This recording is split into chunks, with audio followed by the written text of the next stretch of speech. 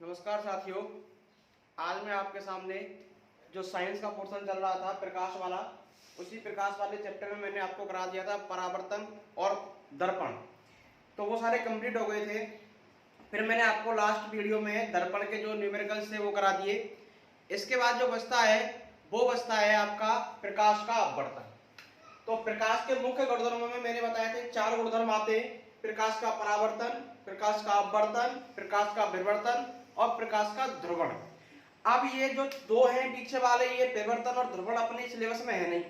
तो अपने सिलेबस में क्या है? परावर्तन और अपवर्तन। अब देखिए, ये मैंने आपको प्रकाश का परावर्तन कंप्लीट हो गया। आज हम अपना जो टॉपिक डालने वाले हैं वो है प्रकाश का अपवर्तन। प्रकाश का अपवर्तन। देखो क्या होता है प्रकाश का अपवर्तन। प्रकाश का अपवर्तन क्या होता है कि मैंने आपको 2 माध्यम बताए थे। एक माध्यम मैंने आपको बताया था सघन और एक माध्यम मैंने बताया था विरल। सघन में क्या होता है कि जो प्रकाश के बस माध्यम के जो कण होते हैं वो थोड़े पास पास होते हैं, और विरल में क्या होता है कि प्रकाश के जो कण होते हैं वो थोड़े दूर दूर होते हैं, जैसे कि वायु और जल। इसमें से कौन सा सघन है, कौन सा विरल है? तो वायु क्या है? विरल। और जल कैसा है? सघन। जल और कांच, जल कैसा है? विरल। और जल की तुलना में कांच कैसा है? सघन। अब ये नहीं है कि हमेशा जल विरल ही रहेगा। जब 2 माध्यमों की तुलना की जाएगी और उन माध्यमों में माध्यम के कणों के जो अंतर आएगा उसके आधार पर हम सघन और विरल छांटते हैं। हम किसी भी चीज को पर्टिकुलरली ये नहीं कह सकते कि ये सघन है कि ये विरल है। अब जैसे कांच और वायु, वायु कैसी है? विरल। और कांच कैसा है? सघन। कांच और जल, कांच कैसा है? सघन। और जल कैसा है? विरल। तो हर समय ये स्थितियां चेंज होती रहती हैं। वो डिपेंड करता है कि आपको दो माध्यमों का आपको निकालना है, वो माध्यम कैसे है। अब देखो प्रकाश का अपवर्तन होता क्या है। जब प्रकाश किरण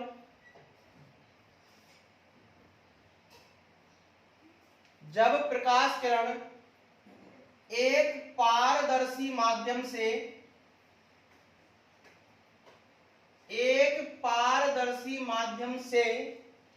दूसरे पारदर्शी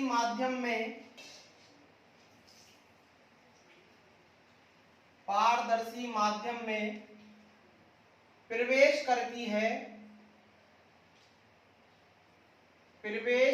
है तो पृथक्कारी पृष्ठ से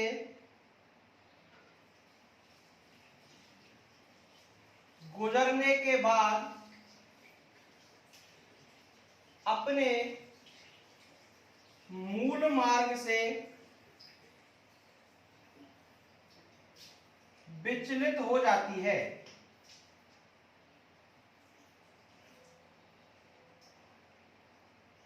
यह घटना प्रकाश का अपवर्तन कहलाती है।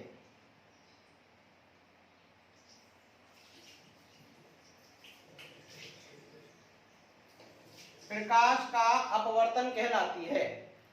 यानी कि जब कोई प्रकाश किरण एक पारदर्शी माध्यम से दूसरे पारदर्शी माध्यम में प्रवेश करती है। सबसे पहले दोनों माध्यम कैसे होने चाहिए? पारदर्शी।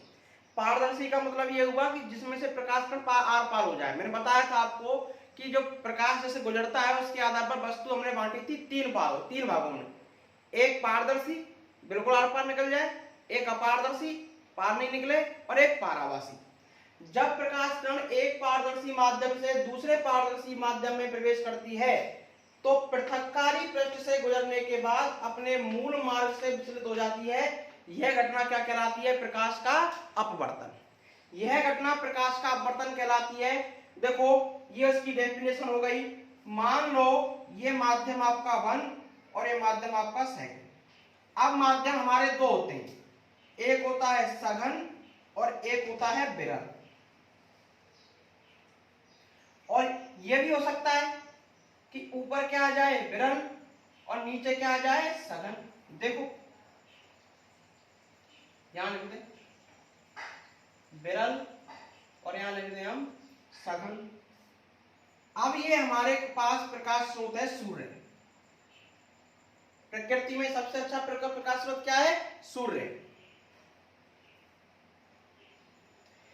अब इस सूर्य से एक प्रकाश किरण चलती है ये, ठीक है। कैसा माध्यम है? सघन। कण के पार्टिकल कैसे होंगे? बिल्कुल पास पास। तो प्रकाश मिलेगा तो उसकी जो गति होगी वो कैसी होगी? कम। अब जैसे यहां पहुंचा तो क्या हुआ? पार्टिकल इस वाले माध्यम में कैसे हो गए? बहुत दूर दूर।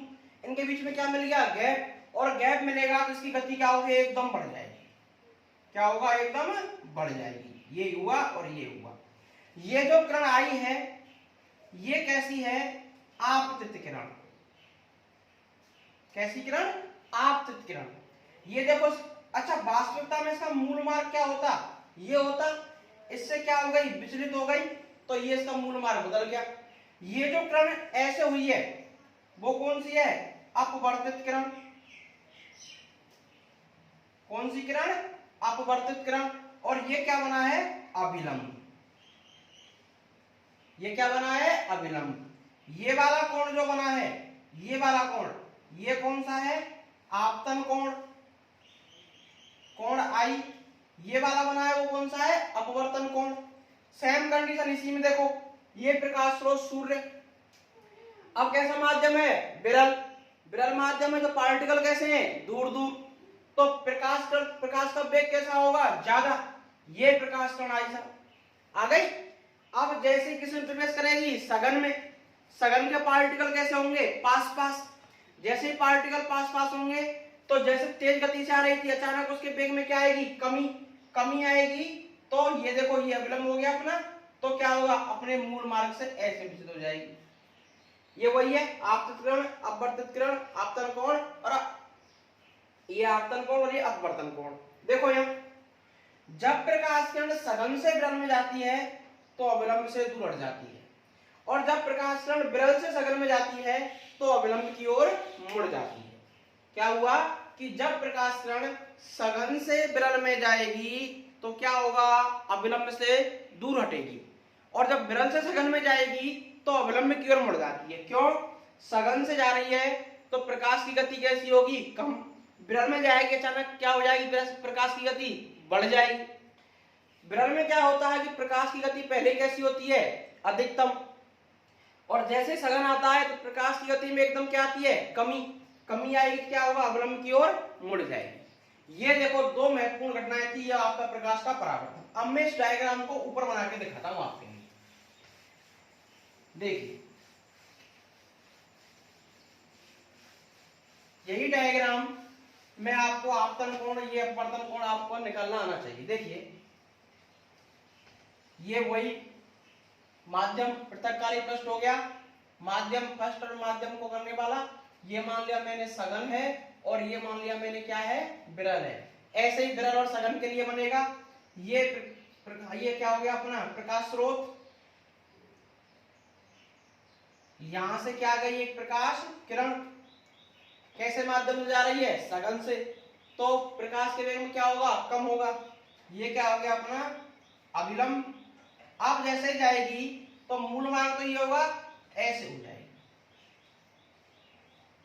यानी क्या हो जाएगी? ये अविलंब से दूर हट जाएगी। ये जो किरण आ रही थी ये कौन सी किरण है? आपतित किरण। परावर्तन में भी ये क्या थी? आपतित किरण। जो विचलित हुई है उसे हम क्या बोलते थे? परावर्तित किरण। लेकिन यहां पर घटना कौन सी है? अपवर्तन, तो इसे क्या बोलेंगे? अपवर्तित किरण। इसे क्या बोलेंगे? अपवर्तित किरण। अब देखो ये क्या बना है? अविलंब। अब अविलंब के एक एंगल इधर बन रहा है और एक एंगल इधर बन रहा है। ये वाला जो बन रहा है वो कौन सा है? आपतन कोण, जिसको हम बोलते हैं कोण आई। ये अपवर्तित किरण की तरफ बनता है, ये कौन सा है? अपवर्तन कोण। इसको क्या बोलते हैं? कोण आर। तो ये हो गया इसका डायग्राम। अब देखिए, अब यहां पर आएंगे अपवर्तन के नियम। अपवर्तन के नियम। जैसे परावर्तन के नियम पढ़े थे, सेम उसी प्रकार अपवर्तन के नियम है। और पहला जो रूल है दोनों के अंदर सेम है। वहां पहला क्या था कि आपतित किरण, परावर्तित किरण और अभिलंब, और यहाँ परावर्तित जगह में क्या लिखना है, ओनली अपवर्तित। तो क्या हो जाएगा, आपतित किरण कॉमा अपवर्तित किरण और अभिलंब।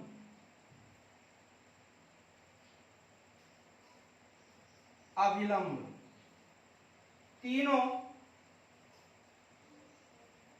तल के एक ही बिंदु पर स्थित होते हैं।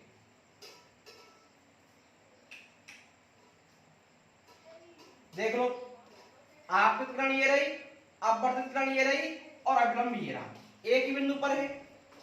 दूसरा जो रूल है, दूसरा रूल क्या है कि आपतन कोण की ज्या, आपतन कोण की ज्या, और ज्या को बोलते हैं साइन, और कॉस ज्या, कॉस, इस पर ज्या टेन। आपतन कोण की ज्या व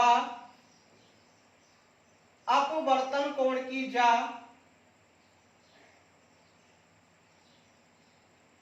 अपवर्तन कोण की ज्या का अनुपात एक स्थिरांक होता है, एक स्थिरांक होता है। ये क्या है, स्नेल का नियम। इस नियम को क्या बोलते हैं, स्नेल का नियम। देखो नियम, इसको मिटा रहा हूं, यहाँ पे इसको हटा रहा हूं। देखो क्या बोला कि आपतन कोण की ज्या और अपवर्तन कोण की ज्या का अनुपात एक स्थिरांक होता है, और इस नियम को कौन सा नियम बोलते हैं, स्नेल का नियम। अब देखो, आपतन कोण की ज्या साइन आई, अपवर्तन कोण की ज्या साइन आर बराबर स्थिरांक, और इस स्थिरांक को हम क्या बोलते हैं, म्यू। इसे हम क्या बोलेंगे, म्यू, यानी कि साइन आई बटे साइन आर बराबर म्यू। और ये क्या है, स्नेल का नियम, स्नेल का नियम। इस म्यू को हम बोलते हैं अपवर्तनांक। अपवर्तनांक किन्हीं दो माध्यमों का निकालते हैं। जैसे कि आपसे बोल दिया μ12, तो देखो क्या लिखोगे कि माध्यम 2 में प्रकाश का वेग बटे माध्यम 1 में प्रकाश का वेग। क्या लिखोगे, ऐसे किसी ने बोल दिया, अच्छा जो पीछे आता है वो ऊपर आएगा और जो पहले आता है वो नीचे आएगा। इसका मतलब माध्यम 1 और 2 में प्रकाश के वेग की तुलना हो रही है। अब यहां पर आपसे कोई लिख दे कि साहब म्यू डब्ल्यू ए, मतलब डब्ल्यू का मतलब वाटर, ए का मतलब एयर। तो पहले क्या लिखोगे, हवा में प्रकाश का वेग बटे जल में प्रकाश का वेग। अब प्रकाश का वेग सबसे अधिक कहां होता है, निर्वात में। ये मैंने आपको फर्स्ट वीडियो में बताया था। कितना होता है, 3 × 10⁸ मीटर प्रति सेकंड। तो ये हुए हमारे अपवर्तन के नियम। अब हम बात करते हैं कि अपवर्तन के एग्जाम्पल हमें देखने को मिलते कहां। तो आपने अपवर्तन के एग्जाम्पल अपनी जिंदगी में कई सारे देखे। देखो क्या क्या देखा है, क्या क्या देखा है। देखो उदाहरण जो है वो अपवर्तन के, नंबर 1, जल से भरी हुई बाल्टी में, जल से भरी बाल्टी में पड़े हुए सिक्के का, पड़े हुए सिक्के का ऊपर उठा हुआ दिखाई देना।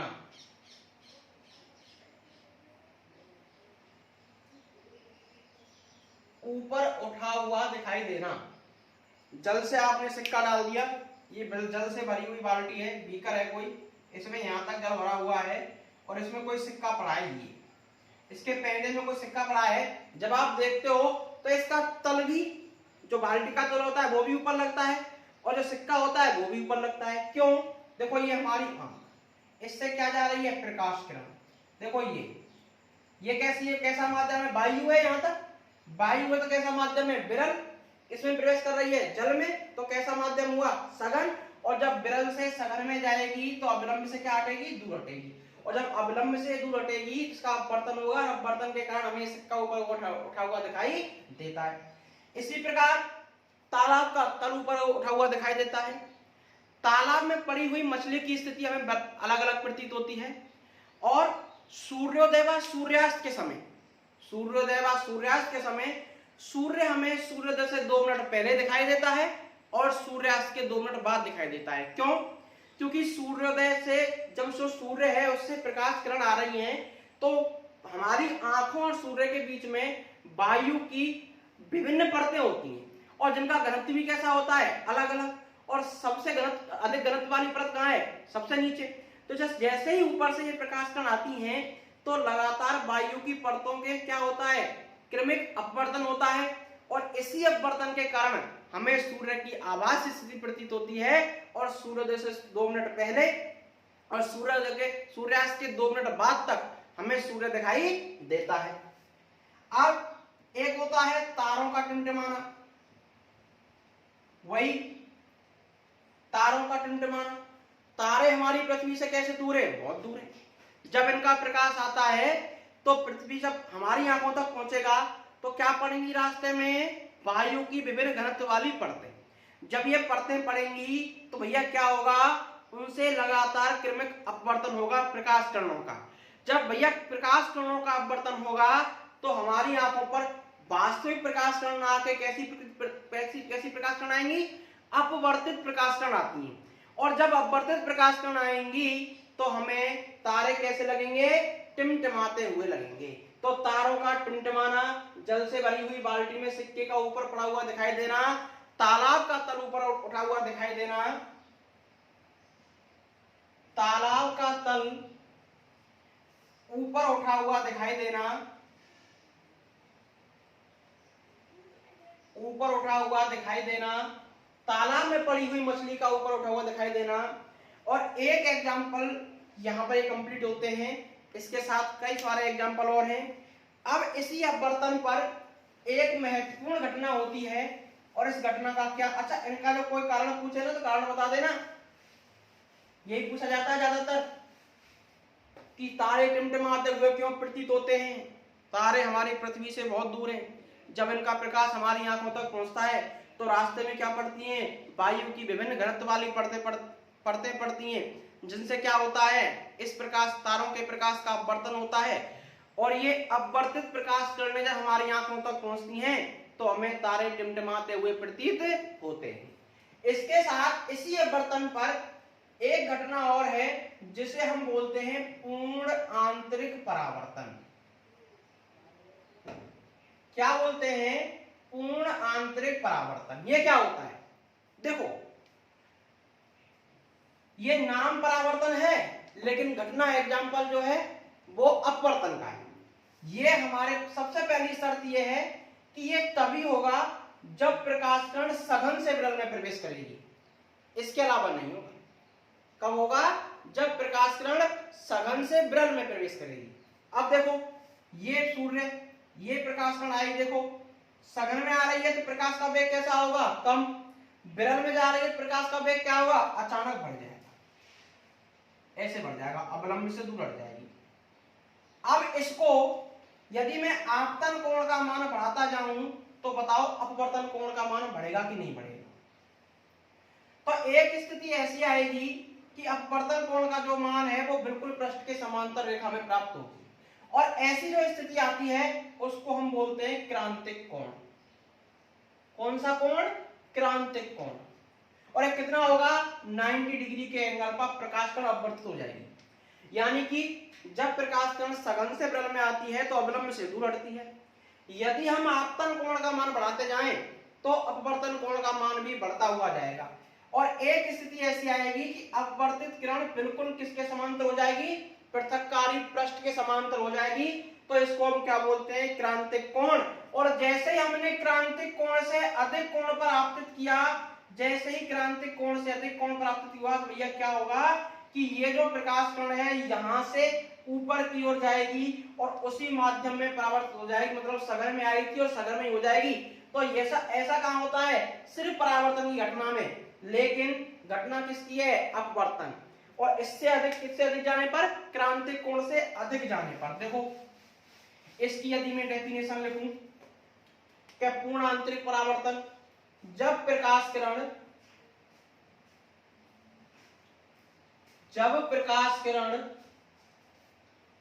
सघन माध्यम से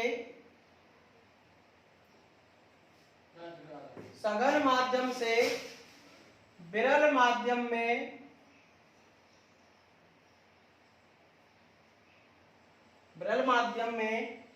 क्रांतिक कोण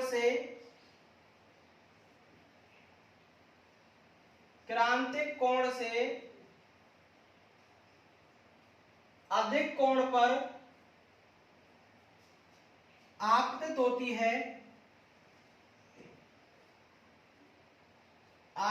होती है तो उन्हें उसी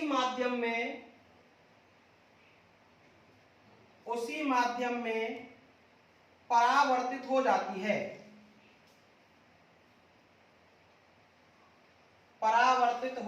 है, इसे पूर्ण आंतरिक परावर्तन कहते हैं। ये देखो सघन, इधर लिखता हूं सघन, और ये क्या हो गया, विरल। क्रांतिक कोण से अधिक कोण पर आएगी तो उसी माध्यम में परावर्तित हो जाती है, इसे हम क्या बोलते हैं, पूर्ण आंतरिक परावर्तन। अब देखो ये परावर्तन ही तो है, लेकिन इसमें एक कंडीशन जुड़ी हुई है कि प्रकाश किरण जब सघन से विरल में आएगी तभी होगा, और किससे अधिक होगा, क्रांतिक कोण से मान अधिक होगा तब होगा। तो इस घटना को क्या बोलते हैं, पूर्ण आंतरिक परावर्तन। अब इस पूर्ण आंतरिक परावर्तन देखो कई सारे इसके एग्जाम्पल हमें देखने को मिलते हैं।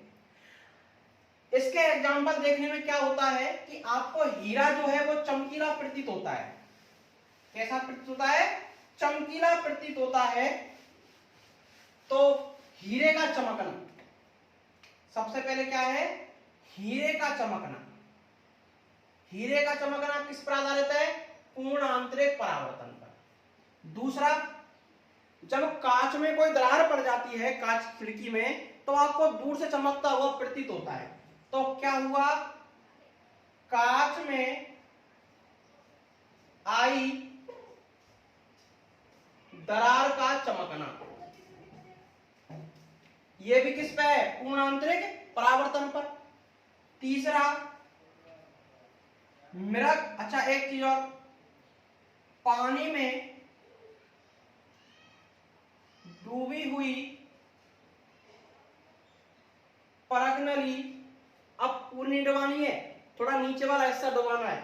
परख नली का हिस्सा चमकीला प्रतीत होता, चांदी की तरह चमकता है, चमकीला प्रतीत होता है। और चौथा है मृग मरीच का प्रभाव।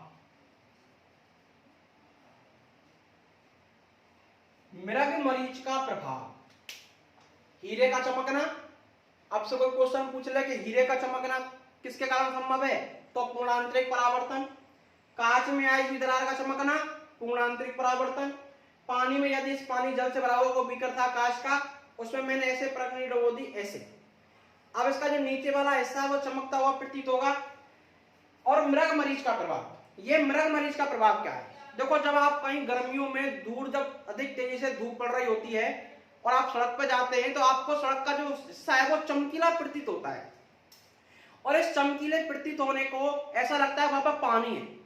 रेगिस्तान के अंदर जब मृग घूमता है तो रेत जो है वो इसी प्रकार चमकीली प्रतीत होती है, और वहां पर रहने वाले मृग को क्या लगता है कि ये जो आगे कहीं पानी है, तालाब है। तो वो उस तालाब तक भागने की कोशिश करता है, लेकिन वो जब वहां तक पहुंचता है तो वो प्रभाव और आगे दिखाई देता है। ऐसे तो क्या हुआ कि जो मृग है उसको कई प्रकार की भ्रांति होती रहती है, और वो ऐसे ही लगातार अपने उसमें जो रेत की टेली है या फिर रेत है, रेगिस्तान है, उसके अंदर ऐसे घूमता रहता है और अंततः पानी की तलाश करते हुए मर जाता है। इसे हम क्या बोलते हैं? मृग मरीच का प्रभाव। ठीक है, और तो ये आज के लिए इतना ही काफी है। कल मैं आपके लिए, या कल जो नेक्स्ट वीडियो आएगी उसमें क्या आएगा कि लेंस के बारे में बताऊंगा। परावर्तन पर मैंने दर्पण कराया और अपवर्तन पर क्या होगा? लेंस होगा। ये जो सारे क्वेश्चन है, ये क्वेश्चन मैंने आपको इससे पहले एक वीडियो और बनाई है, उसमें क्या मैंने क्वेश्चन ही पूछे हैं, ऑप्शनल क्वेश्चन है। तो आप इसको पढ़ने के बाद उन क्वेश्चन को देने का और क्वेश्चन के जो आंसर है उसको देने का प्रयास कीजिए। और यदि वीडियो अच्छी लगती है तो मेरे चैनल शिक्षा दीक्षा स्टडी को सब्सक्राइब करें, शेयर करें, कमेंट करें। धन्यवाद।